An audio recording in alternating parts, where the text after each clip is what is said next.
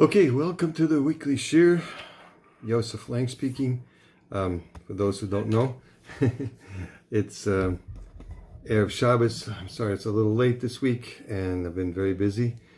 And it's Chaf Tes Adar Sheni, and it's also Erev Rosh Chodesh Nisan, which I will tell you about that Segula later. Okay, so first of all, the Zera Shimshon. It's Parshat Tazria, and we will take out 3 Sefer Torahs this week. Okay, so why is the Mesorah considered dead? Just one of the quotes on the Gemara.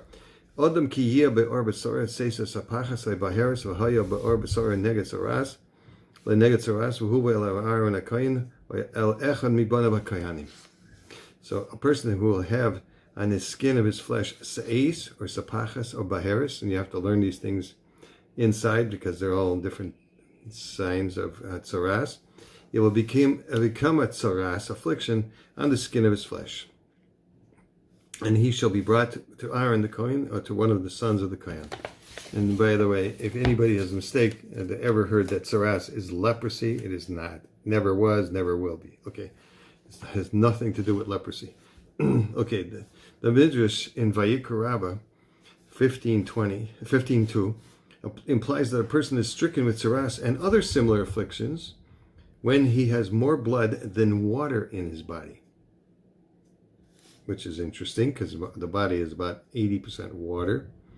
Normally, says the Midrash, the blood versus water ratio is half and half. But certain sins that people do can cause the water ratio to increase. And then it becomes what is called an endripikus, which is someone afflicted with a certain type of illness. On the other hand, sometimes the ratio of blood to water increases and he becomes a mitzora. So both too much water, too much blood are diseases. Okay, according to this explanation, we need to understand why the Torah says then, if a person will have on the skin of his flesh, the blood is contained within the body. Right, we know that. And in that case, this is where the tzoras is contained mainly as well. On the skin. Why then does the Torah imply that this affliction exists only on the skin? Okay, the Gemara says that Metzora is considered like a dead person. The Gemara in the Dorim 64b. The simple reason is due to what Aaron said about his sister Miriam, who was stricken with tzoras. Let her not be like the dead. It's a pasuk in Bamidbar. Another reason one might think that about a Metzora is like a dead person is because the impurity of both affects the entire tent in which they are found. That means that Metzora is sitting in a tent or under a tree or something like that, and somebody else passes underneath, he becomes tummy. Okay, however, so just like a dead person, if something passes in an ohel, so something is overhead, and he passes, the tumah is in there, and there's something that covers them up by the tefach, then they become tummy.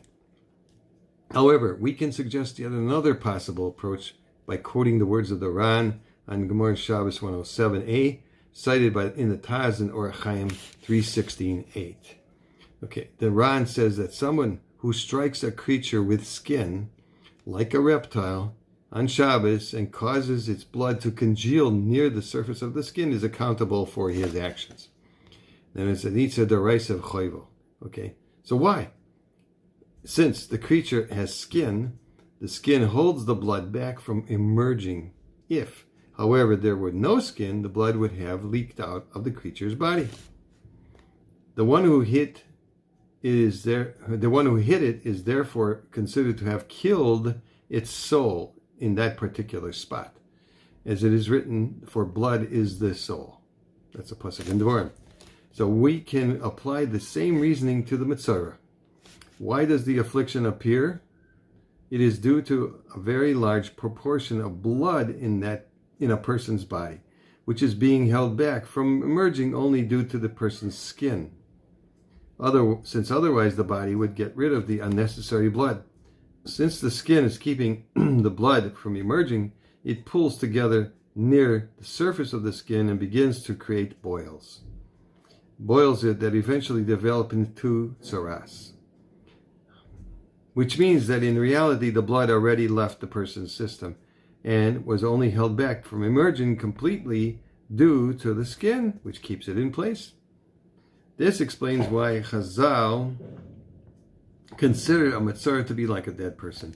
The blood that entered his skin is considered like it died since it already left his body. But was only stopped from emerging completely due to a technical issue, because the skin held it back. As the Ran points out, when blood pools near the surface, it is as if the soul has been taken out. With this explanation, we can also understand the reason the Torah says, if a person will have on the skin of his flesh, it is because the main cause of the tsaras was an overabundance of blood, which tries to emerge through the skin, thereby causing the lesions of tsaras on the surface of the skin. That's in the Zera Shimshon and our Parshat Ois Vav. Now I'm going to tell you quickly that Rabbi Avitan, the Segula rabbi, that's what they call him, and gave a wonderful explanation. This week you take out 3 Sefer Torahs because it's a Parshat Tazria, Rosh Chodesh and Chodesh.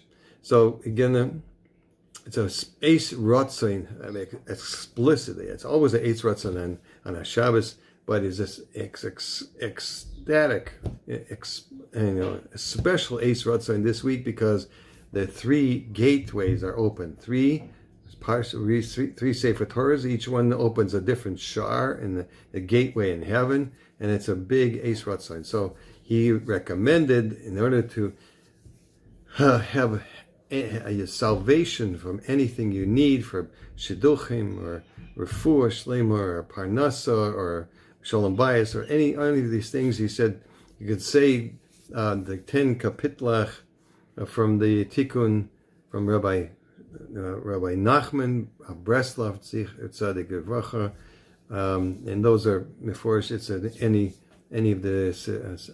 of the Tehillims you can find.